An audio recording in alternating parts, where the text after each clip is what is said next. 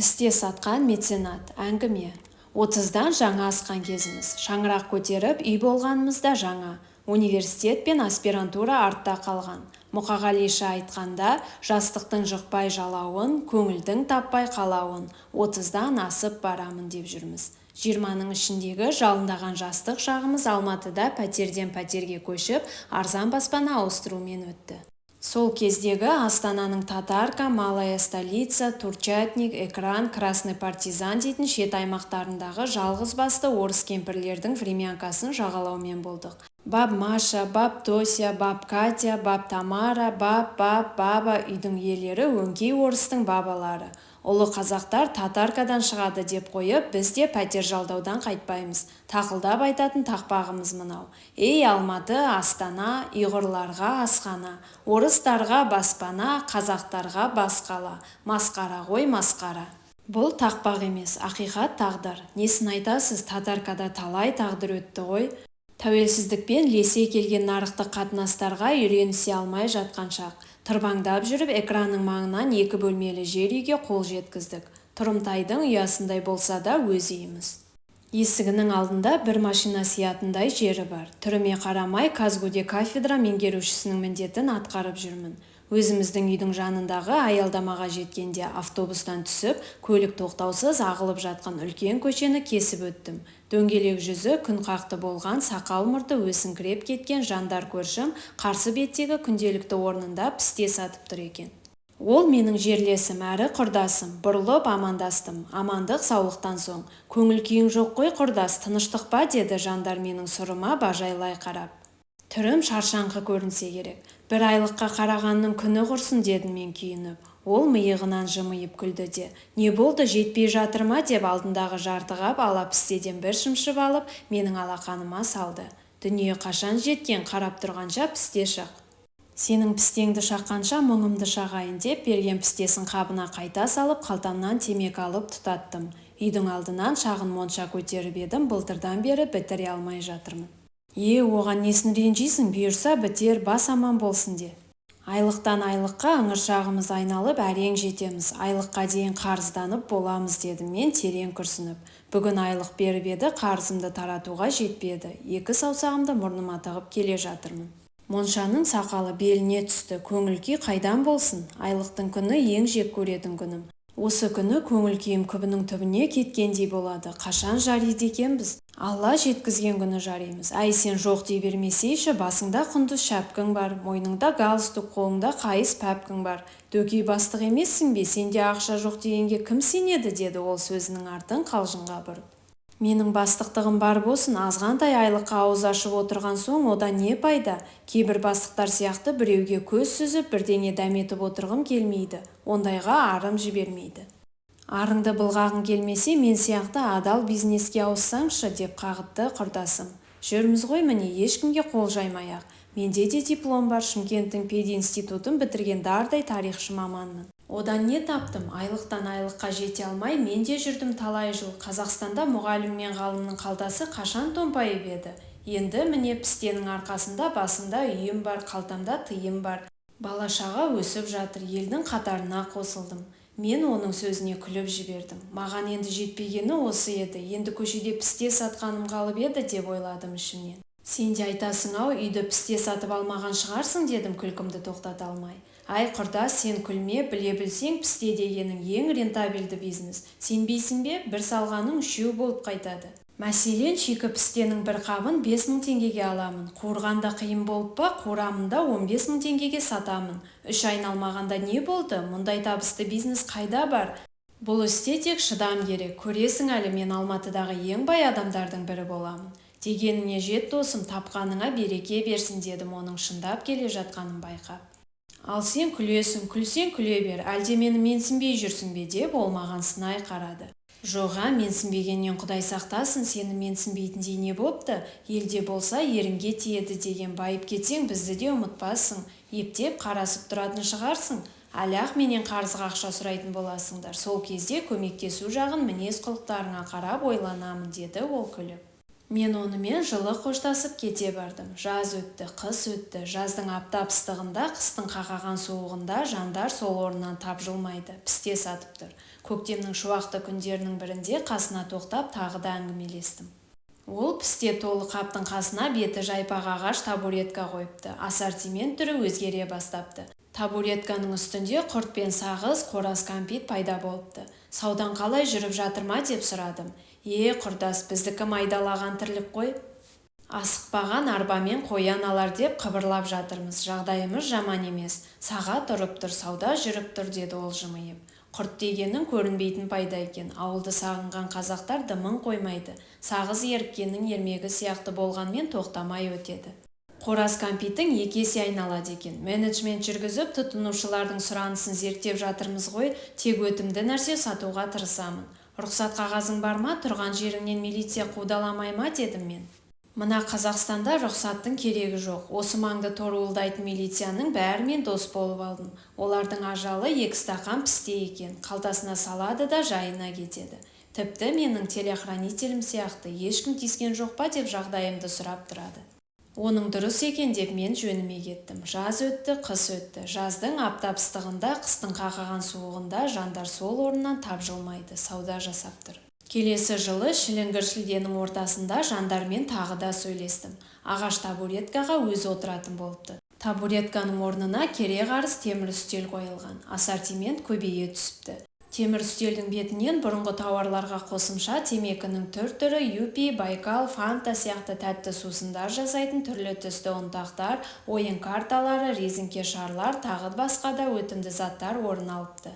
Пістесі қасында тұр. Жандарды осы маңдағы елдің бәрі танитын болған. Орысы бар, шүршіті бар, өткен-кеткеннің барлығы оған бас иіп амандасады.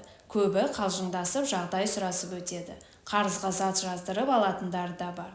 Қарызды түзуге қалың дәптер арнапты. Жандардай ақжарқын мінезді жігітті бәрі сыйлайды.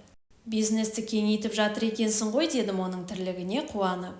Бұйырған істі жасап жатырмыз, құрдас, деді ол жымиған қалпынан танбай.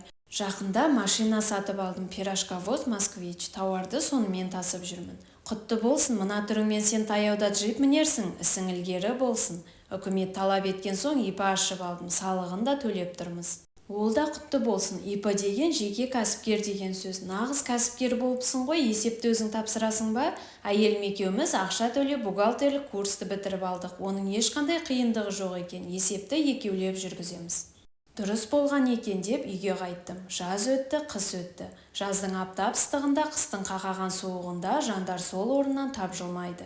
Жыл айналып, алтын көз келді. Мен ұзақ мерзімді жол сапарда болып оралдым. Бір күні жұмысқа бара жатыр едім, жандардың пісте сатып тұратын жерінде темір дүңгіршек тұрғанын көріп қайран қалдым.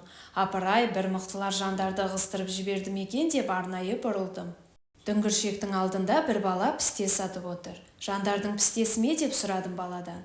Иә, сол кісінікі, енді мен сатамын, пісте алыңыз, деді бала алдындағы ала пісте толы қапты нұсқап. Рахмет, шақпаймын, жандардың өзі қайда? Ол кісі жұмыстарымен жүр. Мына дүңгіршек кімдікі, мұны кім қойды? Жандар ағаныкі ғой? Солай ма? Ішінде сатушы қыз бар, бірдеңе алайын деп едіңіз, деді бала тақылдап. Иә, темек алайын деп дүңгіршектің үлкен көшеге қараған терезесінен үңілдім. Түрлі тауарға сықап толтырыпты. Арақ шараптың түр-түрі төргі сөреде тіресе қалыпты. Іште тұрған әдемі жас қыз мені көріп, аға, айта беріңіз, не керек еді, деді қиылып. Бір қорап соверен берші, қызыл түстісін бер, сен жандардың туысысың ба?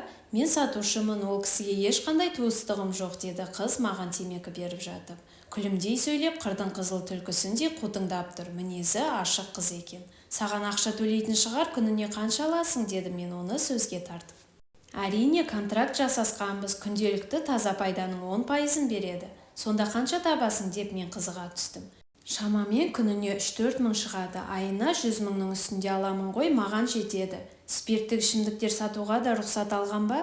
Рұқсат болмаса сатпайды ғой, бәрі заңды, рұқсаты бар. Жандар ағай ол жағына мұқият адам. Жақсы екен, аман бол айналайын деп аялдамаға қарай бұрылдым.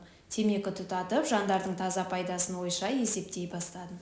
Бәріміз де пендеміз ғой, сол жағы маған қызық көрініп кетті. Сатушы қыз күніне 3-4 мың теңге алса, жандар күніне 30-40 мың теңге пайда табады екен. Айына 1 миллионнан асып жығылады.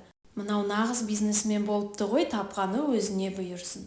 Көп өтпей әйелім екеуміз де кандидаттық диссертация қорғадық. Ғалымдарда ақша жоқ. Банкеттерімізді өткізуге Жандар көршім жан аямай көмектесті.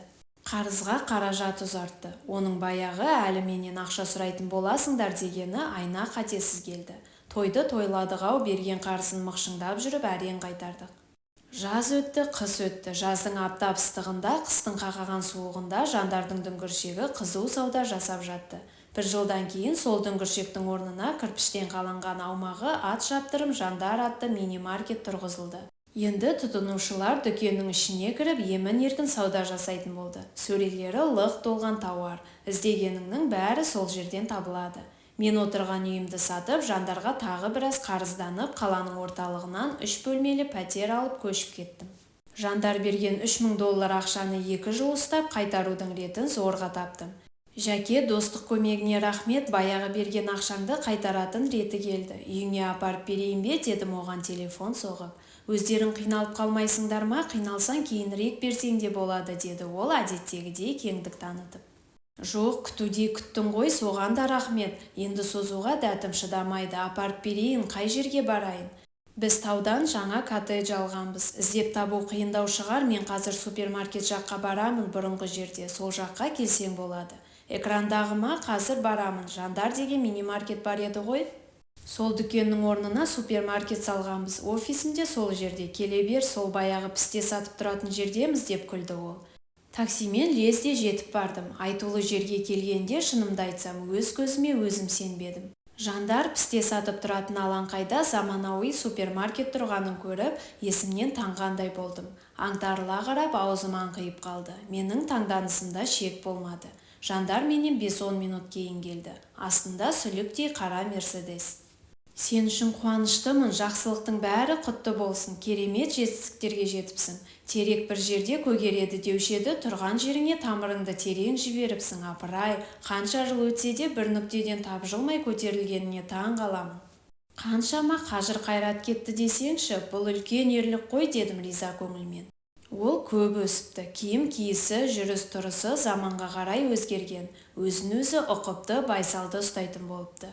Оның кең жарық кабинетінде жадырап отырып өткен жылдарды еске алдық.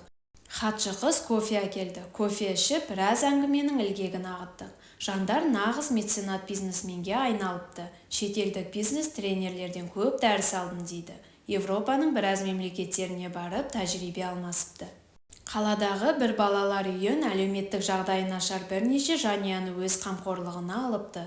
Қалалық мүгедектер қоғамына да ай сайын жәрдем беріп тұратын көрінеді. Өзінің туған ауылына қарайласып, қуатты трансформатор қойғызып, асфальт жол салдырып беріпті. Міне нағыз азамат. Оның кабинетінде есік жақтағы қабырғада ілулі тұрған картина көңілімді аудара берді. Үлкен кене полотноға майлы бояумен пісте сатып тұрған баланың суретін салдырып іліпті. Мына картина талантты суретшінің қолынан шыққаны байқалады. Арманшыл баланың образын дәл бейнелепті. Бірақ пісте сатып тұрғаны қызық екен, дедім мен таңданып.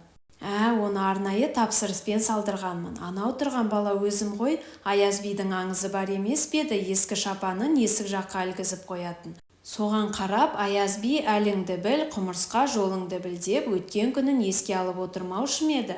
Бұл да сол сияқты.